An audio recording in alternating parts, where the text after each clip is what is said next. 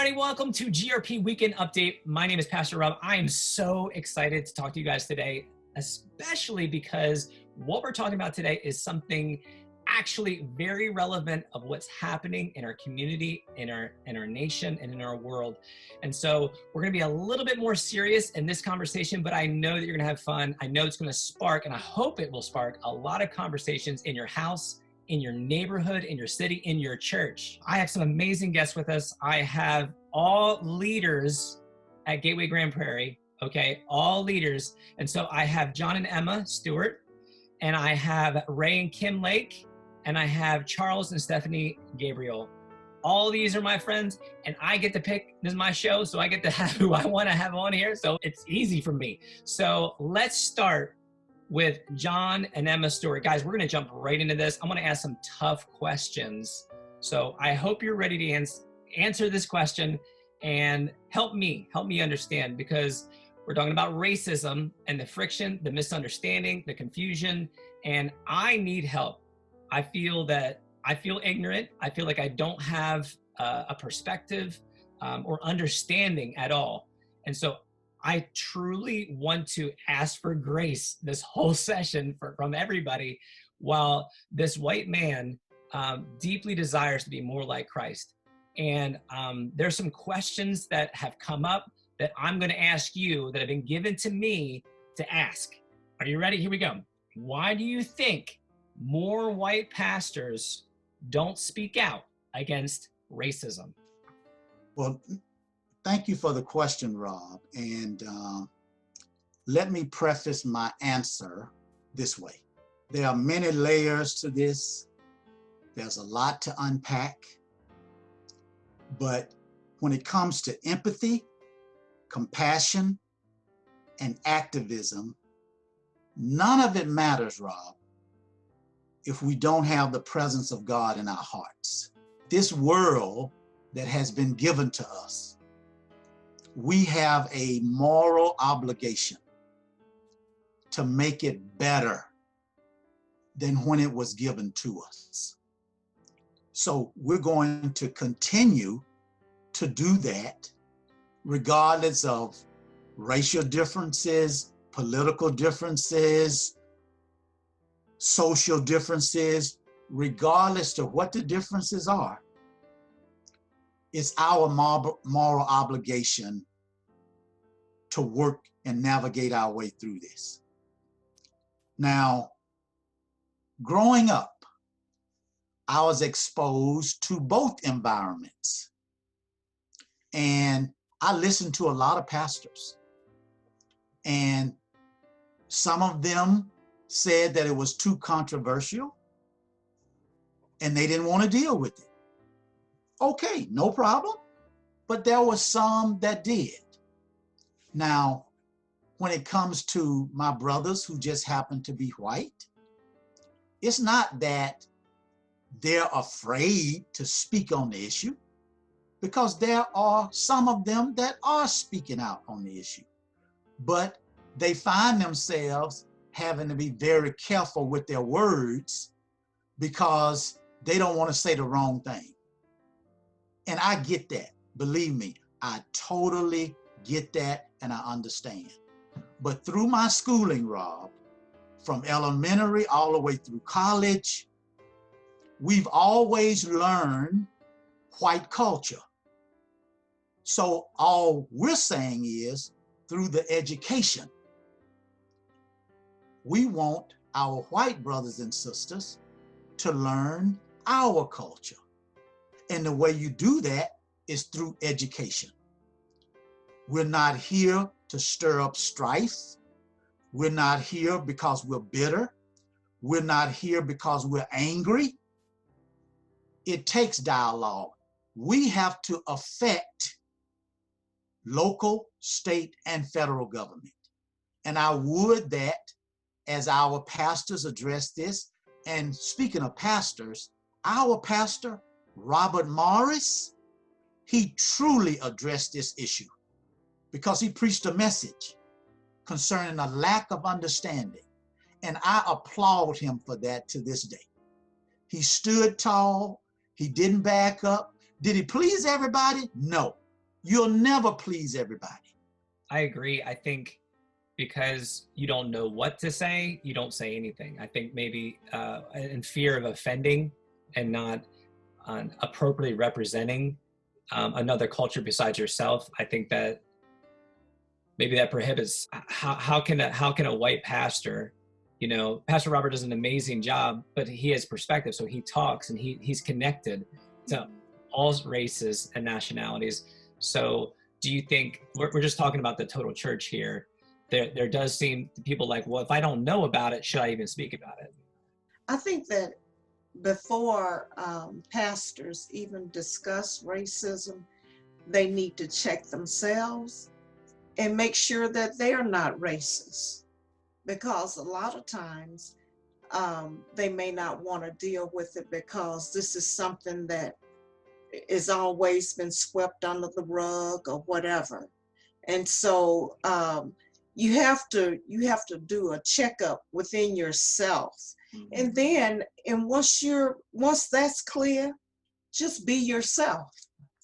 People will accept you as you are.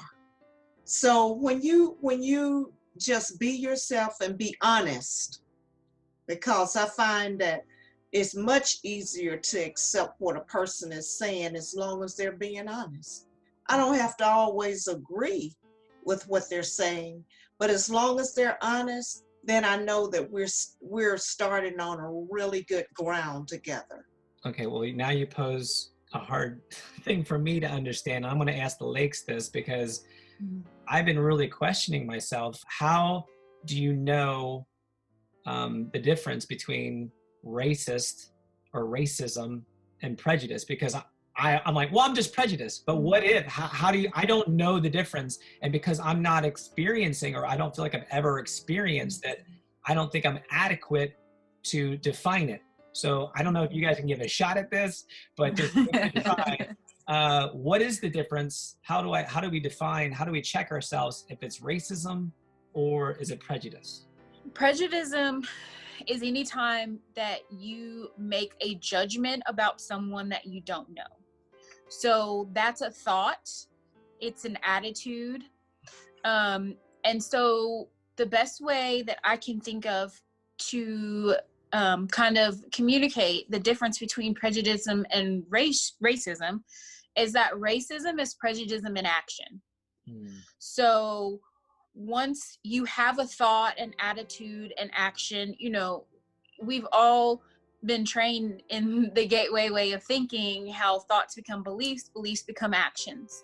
So once you have a thought that comes into your head, and scripture tells us to take every thought captive. You have to check your thoughts, otherwise they will become racism. And racism is simply any time that you put yourself in someone else's position that's different than you, that looks different, that's a different race than you. And if you believe that when you step into someone else's shoes, that you should be treated differently than they are, then it's racism. That sounds like worth. It's like if I'm attributing value, if I say, well, they kind of deserve that because, look at them. Right. So if we're treating them or valuing even what happened to someone, like what happened to George, would I be just as concerned if it happened to someone that was white or Hispanic or Asian or whatever? My next question, sorry, Ray, you want to say anything? You want to chime in? And this is your spotlight. What you got? You got something? No, I agree with what Kim said. You really just have to kind of look at yourself and like Miss Emma said, you really have to really take self-inventory to see if you really can put yourself in, the other person's shoes and see if you come out with the same outcome. Because if you believe that it should be a different outcome, or that, like you said, they deserve it, then you really need to check yourself. You really need to check your heart. What if your checker is messed up? What if you're, if I got bad style, I'm not gonna, I can't tell I have bad style. I can't self-check myself if my mindset is twisted. Another thing that is very possible is you can approach, different ethnicities and try to hold conversations. You have to challenge yourself to get out of your own world and go and try to get in somebody else's shoes to see how you can gain a different understanding, to check your checker, especially if you don't have the Holy Spirit as the checker. So that's the main checker. But besides that, it's to, to build relationships. It's to break bread with someone that's not just like you, and to not be afraid to ask, hey, what is it like being you? What was it like you growing up? How does this affect you? It's not a bad thing to do. It's very inviting. Most of us are willing to even talk about different issues or things that we've experienced. I think even now would be a great opportunity right now, because it's huge and everyone's talking about it. It's all over the media. Right now would be a great time to breach that conversation and say, hey, I don't like I do with you guys. I'm like, I don't understand. Why is this a big, like, Right. what's going on? But this is another question that I personally have. It came in, and I have this question as well. And I'm going to throw this to Charles and Stephanie and Gabriel. So you guys got a tricky one. Okay. This is one that I really want to ask, and I'm really confused about. And I feel like my understanding, my sphere is very limited. I feel like this is what I see. I hear comments that says that racism is just as bad or worse than it ever has been. That blows my mind. I really don't, as a white man, I just don't get it, because what I studied in school and what I've read in books, and I'm looking back to the civil rights movement and what was happening before that, during that, I don't even know how that can be compared to what is today. So I'm giving you a tough question, okay? So is racism as bad today as it was pre-civil rights movement? Let's kind of talk about civil rights as a general thought. What that was about was Black people wanting to have social and economic equality with the white man.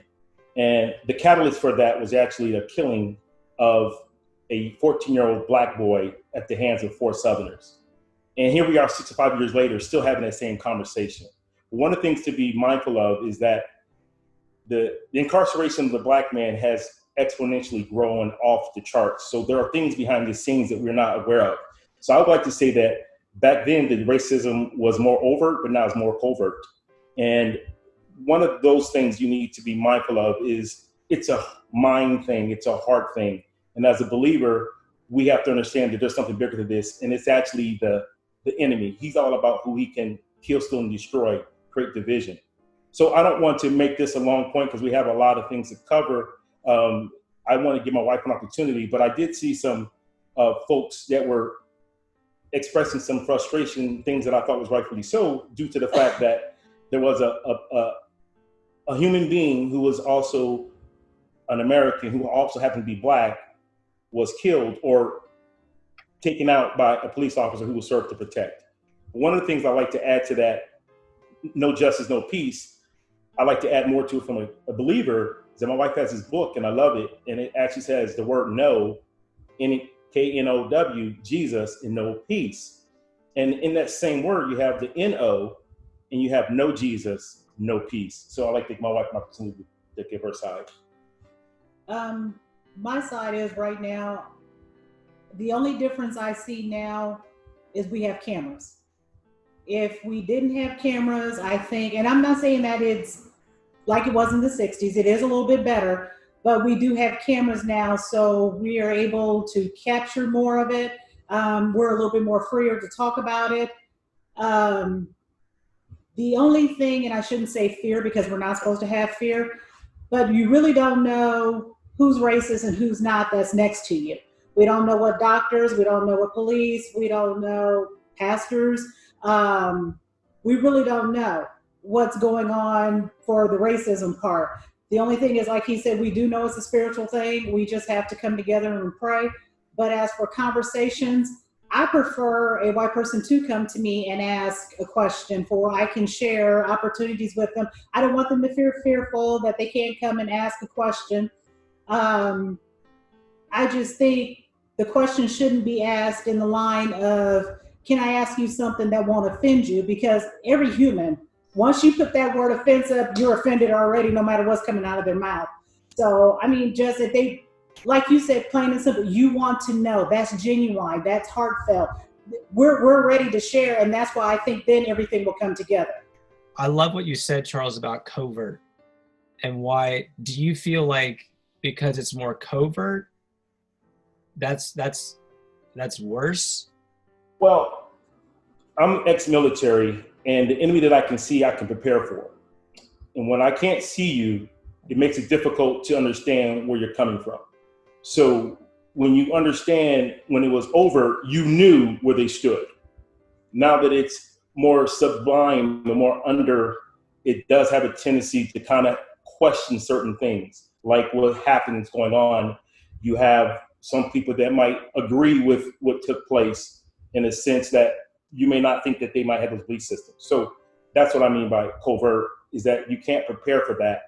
No, that's good. I think one thing that I tend to do, I've been really just asking the Holy Spirit and saying, check my checker. Like Ray, you were talking about, I don't know, expose, show things, and then having conversations and having the opportunity to have this conversation with y'all has been such a blessing. I appreciate so much the grace that you've shown me and given me the opportunity to ask. And to be honest, and I think when we get in each other's homes and in their lives and around their dinner table, I think that's when we stop dehumanizing each other, because that's what you have to do to devalue.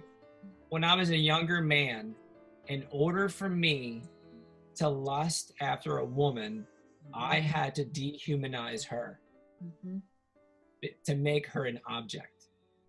Right. And so I'm wondering how much we separate ourselves from people not to feel, so that when a tragedy happens, we're not heartbroken. And when your compassion meter isn't going off, it's time to get with the Lord and say, Lord, create in me a clean heart, a new heart, change his heart of stone. And so that's my prayer for everyone that's watching, is really just ask the Lord to do a work in your heart. Approach people that have different nationality, skin color than you, and create a healthy and open dialogue, and be willing and humble to learn and listen. So I want to thank everyone that came for this short conversation, and I hope that I really hope that this isn't the end. And I want everyone to really just make a conscious effort to reach out. Thank you everybody for watching GRP Weekend Update. This is week 4. I really wanted to give the attention that this issue deserves. And so thank you for watching. There's a little bit longer, but we'll see you next week, and we love you. Bye.